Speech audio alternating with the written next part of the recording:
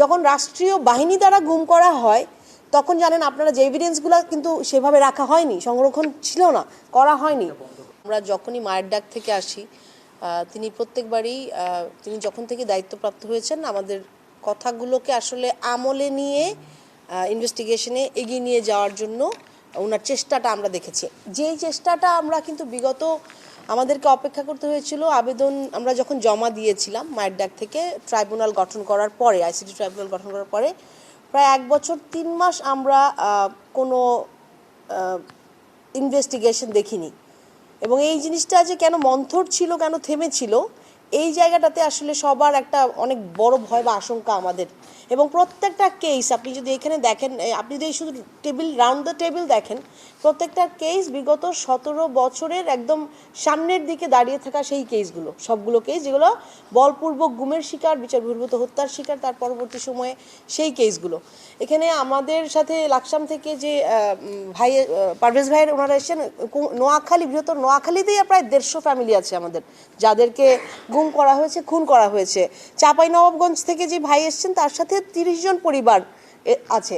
ঢাকা ও ঢাকার বাইরে চিটাগংয়ের আমাদের অনেক পরিবার আছেন, খুলনার অনেক পরিবার আছেন। কিন্তু সমস্যা হচ্ছে প্রত্যেকটা পরিবার বারবার এসে এসে আসলে ফলো আপ করা এই পর্যন্ত সম্ভব হয়নি। কিন্তু আমরা একটা টিম হিসেবে যখন আসছি তখন আমাদের কাছে এই অভ্যুত্থান পরবর্তী সময়ে দেখা গেছে যে ট্রাইব্যুনাল গঠন করার পরবর্তী থেকে যে এক্সপেকটেশনটা ছিল আইসিটি ট্রাইব্যুনালের কাছ থেকে যে এটা একটু ফাস্টার গতিতে থাকবে, কারণ আমাদের আশঙ্কা একটা জায়গায় যে যখন রাষ্ট্রীয় বাহিনী দ্বারা গুম করা হয় তখন জানেন আপনারা যে এভিডেন্সগুলো কিন্তু সেভাবে রাখা হয়নি, সংরক্ষণ ছিল না, করা হয়নি।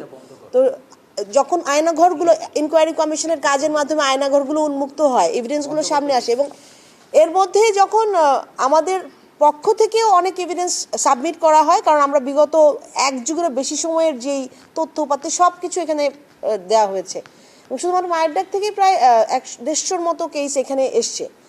সেই জায়গা থেকে আমি বলতে চাই যে বিগত সময়ের যেই ঘাটতিটা তৈরি হয়ে গিয়েছিল 1 বছর 3 মাসের, সেটা এখন আমাদের মাননীয় চিফ প্রসিকিউটর তিনি একসাথে কিন্তু সরানোর চেষ্টা করছেন, ইনভেস্টিগেশনটা আগানোর চেষ্টা করছেন।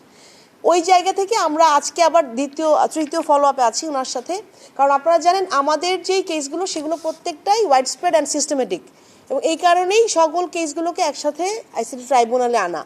আমাদের চাওয়াটা হচ্ছে যে ইনভেস্টিগেশন টিম যাদের কাছে ইনকোয়ারি কমিশনের সকল তথ্যপাত্র আছে, আয়নাঘরগুলো ভিজিট করার পরের অনেক এভিডেন্স আলামত আছে, আমাদের পক্ষ থেকে প্রডিউস করা অনেক আলামত আছে, তো ইনভেস্টিগেশন টিমটাকে আমার মনে হয় যে অনেক বেশি আরও প্রোঅ্যাক্টিভ ওয়ে থেকে আগে আসতে হবে প্রসিকিউশন টিমটাকে সাপোর্ট দেওয়ার জন্যে।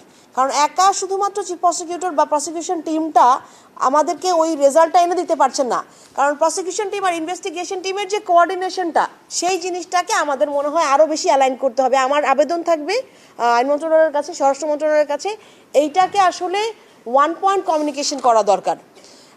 আমাদের মাননীয় চিফ প্রসিকিউটরের নির্দেশনায় যদি এই কেসগুলো প্রায়োরিটি এদেরকে ইনভেস্টিগেশনে নেওয়া হোক, অলরেডি ডিলেইড, তো সেই জায়গাতে ওই পদক্ষেপটা আমরা দেখতে পাচ্ছি না।